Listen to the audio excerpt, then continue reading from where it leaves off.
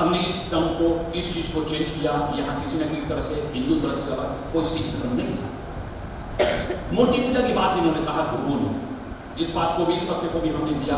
उन्होंने ये कहा कि हिंदू धर्म में जो मूर्ति पूजा होता है वो मूर्ति पूजा गलत नहीं है। मूर्ति पूजा का विरोध गुरुओं ने नहीं किया था, बल्कि मूर्ति पूजा से संबंधित जो आडंबर था, जो कुरीतियां थी, उस आडंबर और कुरीतिया का विरोध किया था। उन्होंने क्लियर कहा था कि जो मूर्ति पूजा से संबंधित आडंबर हो रहे हैं, जो यज्ञ हो रहा है, यज्ञ से संबंधित जो आडंबर हो रहे हैं, संस्कृत के साथ जो गलत विवेचना करके लोगों को ठगा जा रहा है, उस चीज का उन्होंने विरोध किया था। ना तो उन्होंने संस्कृत का विरोध किया था, ना ही उन्होंने मंदिर का विरोध किया था, ना ही उन्होंने मूर्ति पूजा का विरोध किया था, और ना ही किसी यज्ञ का विरोध किया। हमने इसको पूरी तरह से क्लियर किया। तो मूर्ति पूजा का विरोध नहीं किए थे, बल्कि मूर्ति पूजा के अलावा जो आडंबर था, उस आडंबर का उन्होंने विरोध किया था। हमने इसके चैप्टर में, इसके अध्याय में एक शब्द था जिस पर विशेष विशेषता करने की जरूरत नहीं है, सिकंदर महान। हमने सिकंदर महान को हटाकर सिकंदर कर दिया, और उसमें कुछ नहीं किया। सिकंदर के चैप्टर के साथ पोरस जुड़ा हुआ था, हमने पोरस के चैप्टर के साथ सिकंदर जुड़ा दिया। ज्यादा चेंज नहीं किया। हमने इसी को थोड़ा सा इधर करके हमने पूरी तरह से इंडिया से हट करके हम भारतीयता की तरफ चले। बहुत जगहों के पुराने फैक्ट को हमने हटा दिए और कुछ नए फैक्ट। एक चिन्ह है और एक वो है इंडस वैली का सिंधु घाटी सभ्यता का, जिसको सिंधु सरस्वती सभ्यता सीधी ने कहा था कि सिंधु सरस्वती सभ्यता कहते हैं। सही नाम यही है आज के डेट में, सिंधु सरस्वती सभ्यता। उसमें एक चिन्ह है जिसको स्वास्तिक चिन्ह कहते हैं। असल की बात है, जो पहले वाला एनसीईआरटी था उसमें स्वास्तिक चिन्ह के बारे में तो दिया हुआ था, जो कि प्योर कम्युनिस्ट ने लिखा था, उसमें तो दिया हुआ था। लेकिन बाद में जो लिखा गया एनसीईआरटी का बुक्स, उसमें स्वास्तिक चिन्ह के बारे में कुछ नहीं किया। हमने स्वास्तिक चिन्ह के बारे में विशेष रूप से हमने बताया उसमें स्वास्तिक चिन्ह के बारे में, जिसमें सामान्य बच्चों को यह पता चल जाए कि यह सूर्य का प्रतीक था। इसी चिन्ह का इस्तेमाल बुरी नजर से बचने के लिए भारत के प्रत्येक घरों में इसको चिन्हित किया जाता था। तानसा हिटलर ने भी इस चिन्ह का इस्तेमाल किया था, अर्थात भारत के गांव से लेकर के विश्व के कई देशों तक फैले इस चिन्ह के उद्भव की जानकारी बच्चे को होनी आवश्यकता थी। और बच्चे अब उस स्वास्तिक चिन्ह के बारे में बहुत अच्छी तरह जान गए कि ये चिन्ह किस चीज का, पहले किसी को पता ही नहीं, और बहुत ज्यादा एक्साइटेड होता था तो उसे हिटलर के साथ जोड़ता था। ये कहीं से पता नहीं चलता था वो सूर्य पूजा है, और भारत के सभ्यता संस्कृति के साथ प्राचीन काल से एक परंपरा के रूप में जुड़ा हुआ, जो कि आज भी गाँव में उस चिन्ह को बना के ताकि किसी की बुरी नजर न लगे। चर्चा हुई हमें सिंधु सभ्यता का पतन आर्यों के आक्रमण से हुआ। हमने कुछ नहीं किया, कई फैक्ट थे सिंधु घाटी सभ्यता का पतन कैसे हुआ, इसके कई फैक्ट थे। हमने सीधा इस फैक्ट को कि सिंधु घाटी सभ्यता का पतन आर्यों के आक्रमण से हुआ, हमने सीधा इसे हटा दिया। और इसके अलावा हमने लास्ट में सीधा बता दिया कि सिंधु घाटी सभ्यता का पतन भौगोलिक परिवर्तन के कारण हुआ, व्यापार की विफलता के कारण हुआ, और नए तकनीक का इस्तेमाल नहीं होने के कारण। सिंपल देकर के हमने इस तथ्य को खत्म किया। कंफ्यूजन, पहले आप कहते हो कि ये सिंधु घाटी सभ्यता का पतन आर्यों से हुआ, फिर उसी में लास्ट में बताया जाता है कंक्लूजन में कि सिंधु घाटी सभ्यता का पतन आर्यों से नहीं। ये दोनों फैक्ट देने की क्या जरूरत है, सीधा हमने हटा दिया, क्लीन कर दिया। अब किसी को ये मतलब ही नहीं है किस कारण से सिंधु घाटी सभ्यता का पतन हुआ, ये क्लियर और साफ ढंग से हमारे पास चला है। यही तथ्य था आर्यों का। आर्य भारत में कहाँ से आए, कैसे आए, मध्य एशिया से आए, सारे तत्वों को हमने, सारे फैक्ट को हटा दिया। सीधा वो भारत के रहने वाले थे, भारतीय सभ्यता संस्कृति से जुड़े हुए थे, इनके सारे कार्य, सारे इनकी उपलब्धियां, सब कुछ भारत के साथ जुड़ा हुआ था। इनके जितने टर्मोलॉजी थे, चाहे तो पुरोहित वर्ग हो, चाहे तो कुछ भी हो, तो इनके साथ जो भी जुड़ा था, जो आडंबर था, कोई भी क्रियाकलाप था, कोई मध्य एशिया के साथ नहीं जुड़ा था। यहाँ तक कि भाई साहब ने क्लियर कहा कि अगर वो आए थे तो प्राचीन काल में, पाषाण काल में मानव कहाँ रहता था, पाषाण काल में वो मानव किस जगह पर बैठ करके किस चीज का इस्तेमाल करता था, किस रास्ते से वो आगे बढ़ा, कैसे मेहनत गया, कैसे कोल्डी हवा गया, सब चीजें हमारे पास क्लियर है। लेकिन आर्य कैसे आए, उनके रास्ते के बारे में हमें नहीं पता। इसका मतलब सबसे बड़ा प्रूफ ये था कि किसी न किसी रूप में इसे जबरदस्ती जोड़ दिया गया था। हमने ज्यादा कुछ नहीं कहते हुए इसको क्लियर कर दिया कि आर्य कहीं से नहीं आए थे, या इसके बारे में हमने कुछ नहीं किया। आर्य की पूरी सभ्यता संस्कृति हमने भारत में दिखाया, जो एसी दास ने, अविनाश चंद्र दास ने। वास्तव में हरियाणा का सिलेबस, या हम कहें कि गुजरात के भी हो सकता है, या जो भी इस क्षेत्र में जहाँ रामायण महाभारत की घटनाएं घटी है, ये सिलेबस आज के जो भी सिलेबस है वो वेद, पुराण, रामायण, महाभारत के बगैर पूर्ण नहीं हो सकता। जब तक इस चीज को हम न बताएं कि ये कहाँ से उत्पत्ति हुई, क्या है, कैसे है, तब तक ये पूर्ण नहीं हो सकता। ये बहुत बड़ा दुखद पहलू है। दुखद पहलू ये है कि भारत की जो सभ्यता है, संस्कृति है, परंपरा है, धर्म है, लोगों के जीने का ढंग है, कपड़ा पहनने का ढंग है, शादी विवाह का ढंग है, नाता रिश्ता का है, पिता पुत्र का संबंध, माँ और बेटी का संबंध, ये सारे जो संबंध है ये सब वेद से जुड़े हैं। जो गडेरिया की बात कह दी गई, जो गडेरिया का इतिहास है, जैसा श्री कुमार जी ने कहा गडेरिया का इतिहास है, वो इतिहास गडेरिया के इतिहास में पूरी हमारे रीति रिवाज परंपरा से संबंधित है। और असर्च की बात, आज भी आपके कपड़े पहनने का ढंग, खाने का ढंग और किसी भी तीज त्योहार और पर्व को करने का ढंग इसी वेद से आता है। लेकिन हम कहाँ गड़बड़ हो गए? हम गड़बड़ हो गए आज भी हमारे बच्चे चाहे तो स्कूल में हो, चाहे तो कॉलेज में हो, आज वेद का एक पन्ना भी नहीं देते। और गड़बड़ी यहीं पर हुई। अगर वो वेद का पन्ना देखे रहते, वेद के श्लोक देखे रहते, तो शायद इससे रिलेटेड हमारे इतना कॉम्प्लिकेशन नहीं होता। ये नहीं होने के कारण सीधी सी बात है, 25 बात को समझ नहीं पाए। हमने वेद, पुराण, रामायण, महाभारत के बारे में हमने पूरा अलग अलग चैप्टर देखा था, क्लियर इसको समझाने की कोशिश किया कि ये क्या है और इसके कैसे तत्व हमारे पास आए हैं। अगर हम ये न समझाएं कि इसके तत्व हमारे पास कैसे आए हैं, तो सिर्फ ये कथा कहानी बन कर रह जाए। हमने ये पूरी तरह समझाने की कोशिश किया। उसके फैक्ट आज भी हमारे जीवन में है, उसके फैक्ट आज भी हमारे दादा परदादा और हमारे जमीन और जायदाद के साथ जुड़े हुए। इसका मतलब ये था कि रामायण, महाभारत, वेद, पुराण कोई काल्पनिक नहीं, हमारे लिए इतिहास था। और आज उसी इतिहास के हम परंपरा के उसी इतिहास और परंपरा के साथ हम जुड़े। एक और तथ्य है जो पुस्तकों के साथ जुड़ा हुआ है, भारतीय पुराने जो ग्रंथ है उस ग्रंथों के साथ जुड़ा। समझने की बात है, हमारे पास बहुत से ग्रंथ लिखे गए।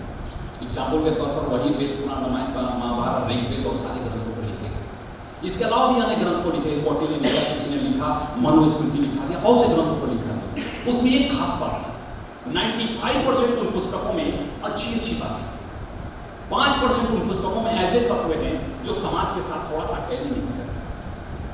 जितने 1970 के जो इतिहासकारों की मैंने बात करा, वो इतिहासकार क्या कर रहे हैं, वो जो 5% जो गलत चीजें था उसी को हाईलाइटेड कर दिया, और जो 95% जो अच्छी चीजें थी उसको उन्होंने कह दिया वो इतिहास नहीं। उन्होंने क्लियर कह दिया कि शंभु को राम ने मारा क्योंकि वो शूद्र था, और भी अच्छी बातें थी, उस चीजों को उल्लेख नहीं किया, मगर इसका उल्लेख किया कि शंभु को राम ने इसलिए मारा क्योंकि वो शूद्र था। रामायण काल में स्त्रियों की स्थिति खराब थी, इसलिए खराब थी क्योंकि सीता को अग्नि परीक्षा देनी पड़ी। इसी प्रकार उन्होंने कहा कि एकलव्य एक शूद्र था, इसलिए निषाद बालक था, इसलिए एकलव्य को किसी तरह से द्रोणाचार्य ने उसको प्रशिक्षण नहीं किया। हो सकता है वो, मैं इससे ज्यादा पचड़े में नहीं पड़ता, लेकिन इतना जरूर मैं कहना चाहूंगा कि जो चीजें 5%, 3%, 2% जो निगेटिव थी, वही चीजें हमारे सामने आया। 95% जो अच्छी चीजें थी वो हमारे सामने आ गई। हमने उस 95% की चीज को देने की कोशिश की। हमने उस 5% की चीजों को समाज के अनुसार जो कुछ लिखा जाए, जो तथ्य होते हैं, वो अपने एक समाज के साथ जुड़ा होता है। और समाज में मेरे दादा और परदादा कुएं का पानी पीते थे, इसलिए आज मैं भी कुएं का पानी पीऊंगी, कोई जरूरी नहीं। मैं उसे बदल सकता हूँ। वो चीजें जिस समय में चलता था उस समय में चलता था। वो 5%, 3%, आप आज सर्च करें, उस पुराने समय में अगर 5% चीजें गड़बड़ होती थी तो आज सर्च की बात नहीं होनी चाहिए। आज तो 50% चीजें गलत है। पुस्तकों में कुछ और पढ़ा जाता, हम करते कुछ और है, हमारी संस्कृति कुछ और है, करते हम कुछ है। वो 5% गलत उसी को हाईलाइटेड करके इन सारे लोगों ने और अन्य चीजों को इन्होंने छोड़ दिया। हमने शूद्र को लेकर के अच्छी अच्छी एग्जाम्पल थी। हमने लिखा उसमें महाभारत के शांति पर्व में जोर देकर के कहा गया कि शूद्र सेवकों का भरण पोषण करना द्विज का कर्तव्य। हमने ये भी लिखा कि मंत्री परिषद में, जो भी उस समय मंत्री परिषद होता बनता था, किसी भी राजा को उसका मंत्री परिषद में शूद्र का रहना जरूरी है, भाई वो मंत्री परिषद संपूर्ण नहीं होता था। युधिष्ठिर ने राजसूय यज्ञ किया, उस अवसर पर भी सारे शूद्र प्रतिनिधि जितने जिस जगत के होते थे उन सबको बुलाना आवश्यक होता। शांति पर्व में भी मिलता है कि सभी शूद्र को वेद सुनना आवश्यक है।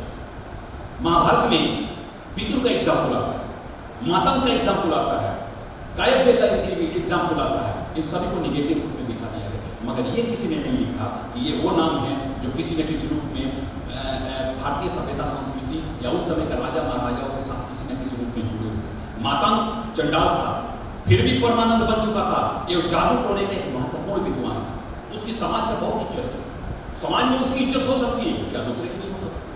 मैं ये नहीं कर रहा हूँ किसके बारे में गलत लिखे और किसके बारे में अच्छा लिखे, लेकिन इतना तय था कि जो निगेटिव चीजें थी सिर्फ उस पर लिख दिया गया, जो पॉजिटिव था 95% उसको अनदेखा कर दिया गया। एक और एग्जाम्पल मैं देना चाहता हूँ।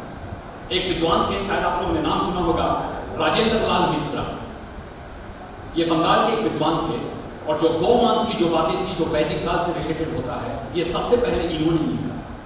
इन्होंने 10 से ऊपर पुस्तक लिखा। आश्चर्य की बात, 10 पुस्तकें, अनुसारिक पुस्तकें, बहुत ही अच्छे हैं, बहुत ही अच्छी बातें लिखी गई है। वहाँ से सभ्यता और संस्कृति सबको जोड़कर इतने अच्छे ढंग से बताया हुआ है कि ऐसा लगता है कि भारत की सभ्यता संस्कृति से राजेंद्र लाल मित्र कोई अलग नहीं थी। मगर कुछ चीज़ें उन्होंने भी लिख दिया। एक चीज उन्होंने लिख दिया कि कहीं ना कहीं से गौमांस से, वैदिक काल में गौमांस का भोजन निषिद्ध नहीं था। सिर्फ एक लाइन उन्होंने लिख दिया। डी.एन. झा, रामचरण शर्मा, रोमेला थापर इसको इतना हाईलाइटेड किए और उसी राजेंद्र लाल मित्रा के 99% तथ्य को उन्होंने छोड़ दिया। उसको पुस्तकों को अगर कुछ भी अंश, 10% भी अंश देते तो सारे अंश हमारे भारतीय सभ्यता संस्कृति से जुड़ा था, लेकिन उन्होंने उसको नहीं दिया। उसको अंश की बात हो गई। मैं सिर्फ ये समझाने की कोशिश करता हूँ यहाँ पर जो हमारे इस इतिहास में जो तथ्य दिए गए थे, उस तथ्य पर सोचना बहुत जरूरी नहीं था और इतना आसान था उसको साइड करना कि हमें लग रहा था कि अगर इसको हम साइड कर दें, इसको साइड करना आसान है, लेकिन इसके बाद जो सवाल उठेंगे वो कहीं ना कहीं से मिला करके हमारे लिए मुश्किल हो जाएगा। नामोल लिख्यते किंचिते भारतीय इतिहास संकलन समिति के साथ विशेष रूप से ये जुड़ा है, ये वर्ड जुड़ा हुआ, जिसका हमारे पास कोई प्रूफ नहीं है, हम उस चीज़ का उल्लेख नहीं करें। जिसका उल्लेख हमारे पास है, हम उसी चीज़ का उल्लेख करें, उसी चीज़ को हम अपने पुस्तकों में लिखेंगे। और इन सारी चीज़ों को ध्यान में रखते हुए हमने बायस न होकर के हमने जो हमारे पास परफेक्ट रिसोर्सेज थे उस सोर्सेज के आधार पर हमने लिखा। वेद को लेकर के एक एग्जाम्पल सिंपल सा मैं देना चाहूँगा। थॉमस एल्वा एडिसन ने एक रिकॉर्ड प्लेयर की खोज किया था 1877 में। रिकॉर्ड प्लेयर बहुत चीज़ों को उन्होंने खोज किया। उन्होंने विद्युत बल्ब का खोज किया, चलचित्र का खोज किया, कैमरा का खोज किया, विद्युत ऊपर 100 से ऊपर चीज़ों को उन्होंने खोज किया था। थॉमस एल्वा एडिसन ने उन्होंने एक चीज़ का रिकॉर्ड प्लेयर का भी खोज किया था। उस रिकॉर्ड प्लेयर को पूरे भारत में किसी की आवाज़ को रिकॉर्ड किया जा सकता, पूरे विश्व के जो सबसे बड़े विद्वान थे उसको चुनता। क्योंकि अंग्रेज था, लोग जर्मन थे, उस रूप में इनके साथ यही चीज़ हुआ कि ये लोग जो सबसे कई विद्वानों की लिस्ट बनाए, उस विद्वानों की लिस्ट में एक जिसका नाम था मैक्स मूलर। उन्होंने मैक्स मूलर जो कि भारतीय इतिहास से जुड़े हुए थे और इसको जोड़ करके उन्होंने मैक्स मूलर से बात की और कहा कि मैं आपको नया जो मेरा रिकॉर्ड प्लेयर है, मैं इसका उद्घाटन आपके हाथों करवाना चाहता हूँ। मैक्स मूलर ने उनको समय दिया। लंदन में एक सेमिनार चल रहा था, उस सेमिनार में उनको बुलाया गया और कहा गया कि आप जो भी कहना चाहिए यही कहना चाहिए। उन्होंने मैक्स मूलर के सेंटेंस को, वर्ड को उन्होंने रिकॉर्ड किया और मैक्स मूलर नीचे बैठे हुए, कुर्सी पर बैठे हुए और उनके वर्ड को पूरी तरह से यहीं पर इंस्ट्रूमेंट के साथ सुना दिया। लोग आश्चर्यचकित हो गए कि जो मैक्स मूलर नीचे बैठे हुए उनकी आवाज़ एक यंत्र से आ रही, आश्चर्यचकित थे। उससे भी ज़्यादा आश्चर्यचकित थे कि उस वर्ड में मैक्स मूलर ने बोला क्या था। उस वर्ड में मैक्स मूलर ने बोला था अग्निम इडे पुरोहितम, जो ऋग्वेद का पहला मंत्र है। आश्चर्य, मैक्स मूलर बहुत कुछ बोल सकता था, लेकिन उसे तो अपना विद्वता दिखाना था। अगर विद्वता दिखाना था, किस बेस पर दिखाया? उस ऋग्वेद के बेस पर अपनी विद्वता दिखाने के पूरे विश्व में कोशिश की। जब उसे पूछा गया कि भाई आपने ये क्यों बोला, तब वो जाकर मंच पर खड़ा होकर बोलते हैं कि वेद एक बहुत ही महत्वपूर्ण ग्रंथ है, उसी का एक भाग है ऋग्वेद, मनुष्य जाति की सबसे प्राचीनतम पुस्तक है तथा उसमें उपरोक्त श्लोक अग्नि ईड़े पुरोहितम उसका पहला श्लोक है। उस समय लिखा गया जब यूरोप के लोग अपने तन को ढकना भी नहीं जानते। ये मैक्स मूलर बोल रहा है, तन को ढकना नहीं जानते थे, कृषि का ज्ञान नहीं था, शिकार कर गुफाओं में रहकर जीवन यापन करते थे। उस प्राचीन काल में भारतीयों ने उस सभ्यता का विकास कर लिया था, उसका प्रमाण यह ग्रंथ है। मैक्स मूलर के अनुसार वेद मानव जाति के प्राचीनतम ग्रंथ है। मैं ये कहना चाह रहा हूँ, यही मैक्स मूलर बहुत सी बातों को कहा, 95% गलत बातों को कहा, लेकिन 5% अच्छी बातों को कहा। इसको हमारे पुस्तकों में ऐड नहीं किया गया, लेकिन 95% बात जो गलत कहा गया उसके उस मैक्स मूलर को उदाहरण देकर के उसमें हमारे पुस्तकों में ऐड किया गया। 95% वेद पुराण रामायण महाभारत में अच्छी चीजें थी, उस 95% को छोड़ दिया गया, जो गलत बातें थी उसको दिया। इसका मतलब 1970 के आसपास के जो इतिहासकारों ने जो लिखा है, अंग्रेजों के समय में भी कुछ अच्छे इतिहास लिख दिए गए हैं, मुगल तुर्कों के समय में भी कुछ अच्छे इतिहास लिख दिए गए हैं, मगर उसको हमारे बीच पहुंचाने वाला, आज तक हमारे लिए कंटिन्यू करने वाले, उस चीज़ को पूरे हमारे माइंड को चेंज करने वाले, हम तुर्कों से, मुगलों से, अंग्रेजों से कम प्रभावित हुए, लेकिन जो भारतीय थे और जिन्होंने अंग्रेज होकर के इतिहास को लिखा उससे हम ज्यादा प्रभावित हैं। भारतीय इतिहास में दो चीजें और भी महत्वपूर्ण थी जिसकी चर्चा पहले यहाँ हो चुकी है, वंश परंपरा और कालगणना। रामायण, महाभारत एवं पुराण में उल्लिखित वंश परंपरा और काल गणना को मिटा दिया गया था, जिसके बारे में ना तो बच्चे जानते हैं और ना ही बड़े। हमने इतिहास के पाठ्यक्रम में वंश परंपरा और काल गणना को बहुत ही अच्छी और अच्छा खासे रूप में उसको हमने समाहित किया। कौन से काल गणना, कौन से वंश परंपरा, हमारी वंश कब से चल रहा है और हमारी काल गणना क्या है, किस रूप में लेकर उसे आए हैं। आज हम उसकी गणना अपने कैलेंडर में अंग्रेजी तथ्य को देते हैं, लेकिन इस काल गणना को नहीं देते। आर्यों की संस्कृति बृहद भारत के रूप में विशाल क्षेत्र में फैला था।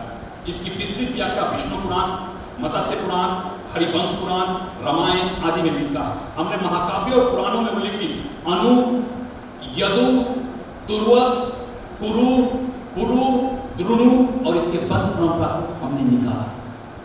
हमने हरिवंश पुराण में जो पूरा वंश परंपरा दिया हुआ है, उस वंश परंपरा को निकाला और उस वंश परंपरा के अनुसार हमने दिखाया कैसे कैसे हमारे वंश पीछे जा रहे हैं और हम पीढ़ी दर पीढ़ी आज के डेट तक पहुंचे। आर्य बीच में आए और इन्वॉल्व हो गए, ऐसा नहीं था। हमारे तो कितने सालों से 8000 बीसी पूर्व से ही हमारे रिकॉर्ड मिलते हैं। राम की परंपरा, कृष्ण की परंपरा, ये सारे परंपरा हमारे मिलते हैं और वो परंपरा के तहत हम आज तक आगे आए हैं। इसको हमने पूरे एक चैप्टर में दिया है। काल गणना को भी हमने दिखाने की कोशिश किया और काल गणना में हमने सत्ययुग, त्रेता, द्वापर और कलयुग को दिखाने की कोशिश की। हमने ये भी उसमें दिखाया कि कलयुग की शुरुआत 2102 ईस्वी पूर्व से हुई। काल गणना के लिए हमने लोहे को आधार, हमने उस लोहे को आधार बनाया जो महाभारत युद्ध के दौरान मिला था। महाभारत युद्ध के दौरान हथियारों का प्रयोग हुआ था, उसमें लोहे के भी अंश मिलते हैं। डीडी कोसांबी और अन्य लोग बोलते हैं कि ये 800 बीसी का घटना है, क्योंकि भारत में 800 बीसी के आसपास ही लोहे का प्रमाण मिलता है, जो मैक्सिमम ज़्यादा से ज़्यादा कर सकते हैं तो 1200 बीसी तक चला। 800 बीसी में हमारे लिए लोहा जरूरत है, उस लोहे का प्रमाण 800 बीसी में मिलता है। इसका मतलब रामायण महाभारत में लोहे का इस्तेमाल हुआ है और 800 बीसी में। लेकिन असच की बात यह थी कि उसके पहले भी हमारे पास इस लोहे के प्रमाण का अच्छा उल्लेख मिल जाता है।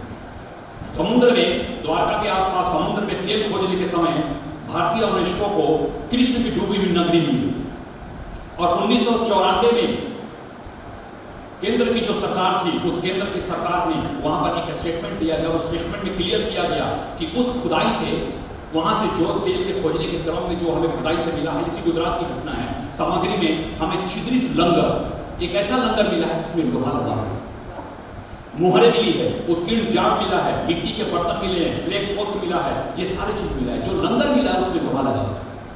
उस लोहे की जांच हुई, इन्होंने कैम्ब्रिज, कैलिफोर्निया, हर जगह इसकी जांच कराया। करीब 4500 ईस्वी पूर्व उसका आया, करीब 5000 ईस्वी पूर्व आया, करीब 4000 ईस्वी, 500, 400, 300 इस तरह करके समय का फर्क आया। हर जगह से 2-3 जगह से इसमें जो भी टेस्ट किया गया उसमें मिला करके ये क्लियर आ गया कि ये कम से कम 4000-5000 साल पुराना है। यानी कि लोहा उसमें जो काल जिसको फिक्स किया गया, जिसका स्टेटमेंट पार्लियामेंट में दिया गया, वो 5144 और 45 वर्ष का था ईस्वी पूर्व का, यानी कि आज से 7000 साल पुराना। यानी कि लोहे के इस्तेमाल हमारे यहाँ 7000 पुराना लोहा था, तभी उस लंगर में मिला। अगर लोहा नहीं रहता तो नहीं मिलता। महाभारत युद्ध के दौरान, कृष्ण के दौरान वो जो लोहा मिला है, इसका मतलब कृष्ण की घटना, महाभारत की घटना आज से 7000 साल पहले, 5000 प्लस आज का 2, 7000 साल पुरानी घटना थी। जबकि लोग कहते हैं कि आज से 2800 साल पहले, 800 बीसी प्लस 2। इसलिए इस गलत फैक्ट को हमने सुधारने की कोशिश किया। हमने कुछ नहीं किया, जो पार्लियामेंट में जो एक गजट में आता है, हमने उस तथ्य को सीधा का सीधा इसको उस पुस्तक में लिखा। इससे दो फायदे हुए, एक रामायण महाभारत के साथ साथ काल गणना हमारा विषय रख गया है, और दूसरा सबसे महत्वपूर्ण बात थी कि जो रामायण महाभारत को मिथ्य की श्रेणी में रखा गया था, वो हिस्टोरिकल एविडेंस की श्रेणी में। रामायण में भी इस तरह के कई लोक उपकरण मिले हैं जिसकी चर्चा अलग अलग की गई है। राम सेतु के बारे में भी हमने दिया है। रामायण के अध्याय से हमने राम सेतु को जोड़ा। अंतरिक्ष एजेंसी नासा ने 14 सितंबर 1966 को जब उपग्रह छोड़ा था तो उसकी फोटो लिया था। उसी तरह भारत ने 1992 में उपग्रह छोड़ा था और इसका फोटो लिया था। बाद में चलकर के 24 मार्च 1993 के दिल्ली के इंडियन एक्सप्रेस में न केवल भारत को श्रीलंका से जोड़ने वाली भूपट्टी के चित्र प्रकाशित हुए थे, बल्कि between the history and Valmiki शीर्षक से ये समाचार पत्र के साथ प्रकाशित हुआ था। यानी कि रामभूमि, रामभूमि, राम सेतु, महाभारत की घटनाएं का जो इतिहास का एविडेंस था, उस पर बाद में जो खोज हुआ लेकिन हमने तो उस इतिहास को, उस चीज को, उस फैक्ट को जो आज तक हमारे पास था, हमने उस पुस्तकों में, उस सिलेबस में, उस पाठ्यक्रम में सम्मिलित करने की हमने कोशिश की। ये उदाहरण, ये एग्जाम्पल देकर संकल्प की बात आती है। थोड़ी देर पहले शिव कुमार जी ने भी कहा था, संकल्प की बात आती है। संकल्प में हम जम्बूद्वीप की बात करते हैं। हमने उस जम्बूद्वीप में, उस संकल्प में हमने क्लियर बताया कि जम्बूद्वीप क्या है, उसके साथ साथ क्रॉन्स द्वीप क्या है, प्लक्ष द्वीप क्या है, सालमली द्वीप क्या है, कुश द्वीप क्या है, पुष्कर द्वीप क्या है, यहाँ तक सुमेरु पर्वत जो सेंटर में था इस जम्बूद्वीप के, अन्य जो द्वीप थे उसके सेंटर में था सुमेरु, उस सुमेरु पर्वत के बारे में भी हमने डिटेल्स बताया और उसका पूरा हमने हाथ चेक करते थे। यानी कि सबका हमने लोकेशन बताया और लोकेशन बता करके प्रूव करने की कोशिश किया कि हिस्ट्री के पार्ट है, हमारे सभ्यता संस्कृति के साथ जुड़ा हुआ है और बच्चों को और खास करके हमारे समाज को ये पता चलना चाहिए कि ये सारे पर्वत, ये सारी कालगणना क्या है। हमने मुगल के इतिहास को भी करने की कोशिश किया। हरियाणा का जब इतिहास बनाया हमने तो उस हरियाणा के इतिहास में कई नए फैक्ट को भी हमने जोड़ दिया, कुछ पुराने फैक्ट को भी हमने रिवाइज किया। जैसे उसमें गोकुल के बारे में 3-4 लाइन इस तरह से करके लिखा हुआ था। जो जाटों का आंदोलन था, जिसको विद्रोह बताया हुआ, उस जाटों का जो आंदोलन था, उस आंदोलन के बारे में हमने उसमें कुछ लाइनों में लिखा हुआ था। हमने इसका एक विस्तृत इतिहास किया, जाटों का इतिहास क्या है। हमने क्लियर लिखा कि औरंगजेब को इसी जाट शासक गोकुल ने औरंगजेब के कब्र को भी उखाड़ कर फेंक दिया था। हमने इस तथ्य को देने की कोशिश की। हम काफिरों के दुश्मन औरंगजेब या कामलोलुप शाहजहां के विरोधी नहीं थे, बल्कि उनके द्वारा किए गए जो धार्मिक, सामाजिक और राजनीतिक कुकर्म थे, हमने उसका विरोध किया। हमने किसी भी शासक को भी हमने दिया, उसके जो अच्छे काम थे, अच्छे काम तो ढूंढना बहुत मुश्किल था, लेकिन जो पॉजिटिव हो सकता था हमने उसे दिया। जो चीज निगेटिव था और क्लियर भारतीय सभ्यता संस्कृति से अलग थे, हमने उसे पूरी तरह से हटाने की कोशिश की। बाबर जैसे गाजी को, हुमायूं जैसे अफिंची को, हरम और मीना बाजार जैसे कुरीतियों के जन्मदाता अकबर को, पियक्कड़ जहांगीर को, भारत में हिंदू लड़कियों की खरीद बिक्री करने वाला एवं कामुक प्रवृत्ति का शासक बादशाह शाहजहां को, भारत को इस्लामिक राष्ट्र में परिवर्तित करने वाला औरंगजेब को हमने पन्नों में कम किया। अपने सब चीजें हमने उसे कम किया और हमने बेसिक रूप में उन तथ्यों को बढ़ाने की कोशिश किया जो दो तरह के तथ्यों के एनालिसिस अलग करके हमने कुछ तथ्यों को बढ़ाया और कुछ नए फैक्ट देकर हमने तथ्यों को बढ़ा दिया। अकबर ने अनारकली पर कोई दया नहीं, उसे जिंदा दफना दिया। मुगल आजम के निर्माता कमल आसिफ के आसिफ ने अकबर को अपने फिल्म में एक दयालु एवं अच्छा अकबर दिखाया और समाज को वही प्रभाव पड़ा, उसे एक अच्छा शासक दिखाया। अकबर हड़प और मीना बाजार जैसे व्यवस्था का दोषी भी था। सहजादियों के विवाह पर उसने रोक लगा दिया था कि कोई सहजादी किसी तरह का कोई विवाह नहीं करेगी, दूसरे शासकों के पास नहीं जाएगी। जिसके पास सहजादियों का नाजायज रिश्ता खुलेआम रूप में चलता रहा था, इसका परिणाम हरबंश ने किया और केस का विस्तार से हमने इस तथ्यों को उजागर करने की कोशिश किया था। इन सारे तथ्यों के रहने के बावजूद के आसिफ को अपने झूठे फिल्म पर जरूर शर्म आई होगी या नहीं भी आई होगी, लेकिन मुझे पता है कि वही अकबर अपने ही पापों से शर्मिंदा होकर इस्लाम छोड़ दिया था और एक नए धर्म दीन इलाही को स्थापना किया था। यानी कि दीन इलाही कोई धार्मिक सुधार नहीं था, बल्कि अकबर के पापों का प्रायश्चित था। हमने कुछ मध्यकाल के इतिहास के पुनर्लेखन में कुछ नई चीजों को और भी जोड़ा था। मध्यकाल के तत्वों को बदलना बहुत आसान था, क्योंकि इस काल के पूरा का पूरा अध्याय ऐबक से लेकर इब्राहिम लोधी तक और बाबर से लेकर बहादुर शाह जफर तक जो दिया हुआ था, इसके उपलब्धियों को बड़े ही बनावटी ढंग से एवं जबरदस्ती गिनाया गया, जिसे आसानी से हटाना हमारे लिए कोई बहुत मुश्किल का काम नहीं है। हमने कुछ और भी कैरेक्टर को जोड़ दिया, उसको हटाया नहीं, कम किया और कुछ और कैरेक्टर को जोड़ दिया, जिसको हमने हाईलाइटेड किया एग्जाम्पल के तौर पर। हमने अरब और तुर्कियों के अफगानों को 16 बार हराने वाला हिंदू धर्म रक्षक उपाधि धारण करने वाला बब्बर रावल का हमने उल्लेख किया। हमने कंगो और कौंडिन्य में कंबोडिया, लाओस, वियतनाम, थाईलैंड में 2000 वर्ष पूर्व में हिंदू साम्राज्य स्थापित किया था। यदि हम भारतीय अपनी सैन्य विजय उपलब्धियों को भौगोलिक लाभ में बदलते तो अंग्रेज और फ्रांसीसियों की तरह हमारा इतिहास में कुछ और होता। हम भी विश्व के कई जगहों पर जा चुके थे, पूरा South East Asia, East Asia, West Asia, तो पूरा हमारा साम्राज्य था, लेकिन हमने साम्राज्यवादी चीजों को सामने न रख करके हमने सिर्फ वहाँ के कल्चर को बदलने की कोशिश किया, वहाँ के कल्चर को सभ्य बनाने की कोशिश किया। ये बात अंग्रेजों को शायद पता नहीं चलता, इसीलिए वो कहते हैं कि भारत में हम भारतीयों को सभ्य से सभ्य बनाने के लिए आए। हमने 1178 में मोहम्मद गोरी को पूरी तरह हराने वाला 2 साल तक बंदी बनाकर रखने वाला भीम सिंह सोलंकी का हमने जिक्र किया। हमने पृथ्वीराज चौहान का जिक्र किया, हमीर देव का जिक्र किया, जालौर के शासक कन्हन देव का, जिसने खिलजी से जुटकर सोमनाथ मंदिर से लुटा हुआ शिवलिंग को गुप्त रूप से अपने पुरोहित के हाथों गुजरात भिजवाकर भारतीय धर्म और संस्कृति का मान सम्मान बढ़ाया था। हमने इसका उल्लेख किया। हमने ग्वालियर के शासक मान सिंह तोमर का उल्लेख किया, राणा सांगा का उल्लेख किया, राणा कुंभा का उल्लेख किया, जयमल राठौर का उल्लेख किया, हमने गोंडवाना के रानी दुर्गावती का हमने उल्लेख किया। हमने तो विक्रमादित्य की उपाधि धारण करने वाला हेमू पर हमने पूरा एक चैप्टर दिया। साथ ही हमने अलग चैप्टर दिया छत्रपति शिवाजी का, हमने चैप्टर दिया गुरु गोविंद सिंह जी का, हमने चैप्टर दिया महाराणा प्रताप का। यानी कि इस फैक्ट को हम बढ़ा करके और जो अकबर और औरंगजेब का जो चैप्टर था, जो पार्ट था, उसको हमने पूरी तरह से कम कर दिया।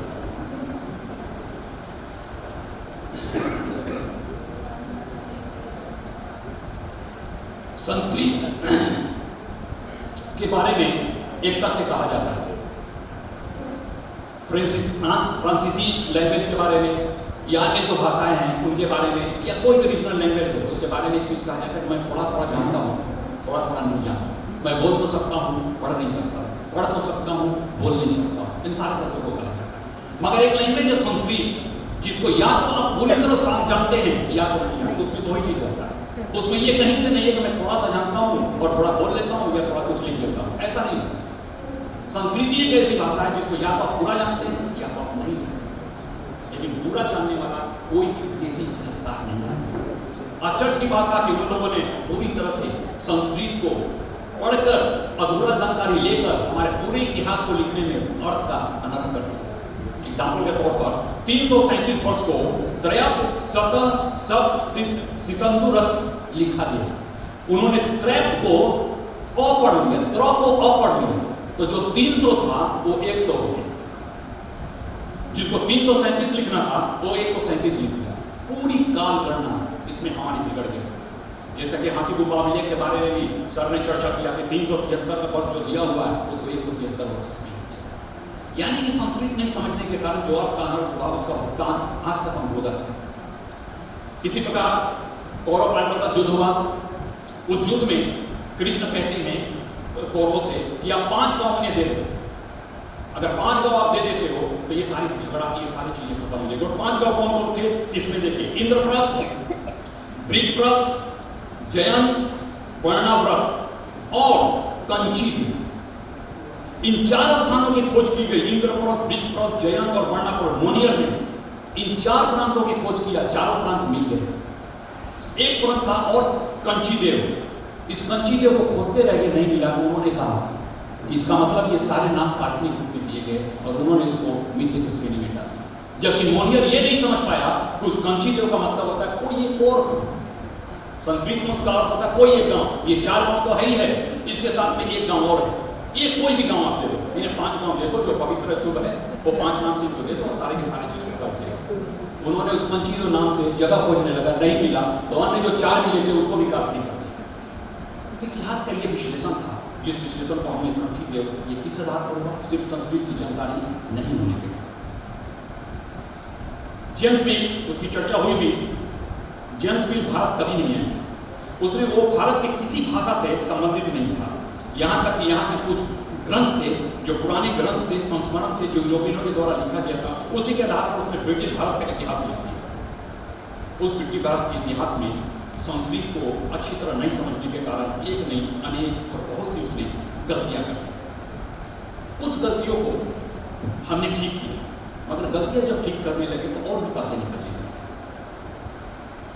पूरे इतिहास में विशेष रूप से कहा गया है कि मैक्स मुलर ने क्या कहा था, रैप्सन ने क्या कहा था, बेवर ने क्या कहा था, विलियम जोन्स ने क्या कहा था, जेम्स मिल ने क्या कहा था, मैकडोनाल्ड ने क्या कहा था। हमने इन सारी चीजों को हटा दिया क्योंकि ये सारा चीज हमारे पुराने साइंटिस्टों के साथ, हमारे ऋषि मुनियों के साथ तो जुड़ा हुआ था। उसी के बात को रिपीट करके अपने नाम से जोड़ रहे। हमने ये सारी चीजों को हटा दिया और हमने लिखना शुरू कर दिया। वाल्मीकि ने क्या कहा था, वेद व्यास ने क्या कहा था, बौधायन ने क्या कहा था, पतंजलि ने क्या कहा था, चाणक्य ने क्या कहा था, आर्यभट्ट ने क्या कहा था, पराशर ने। जिस इंडिया के दृष्टिकोण से भारत का इतिहास लिखा गया था, हमने उसे बदलकर भारत के दृष्टिकोण दे दिया। उन्होंने बाइबिल को महत्व दिया, हमने वेद को महत्व दे दिया। उन्होंने पृथ्वी, सूर्य और चंद्रमा की गति को समझाने के लिए गैलीलियो, कोपरनिकस और आइंस्टीन का उदाहरण दिया।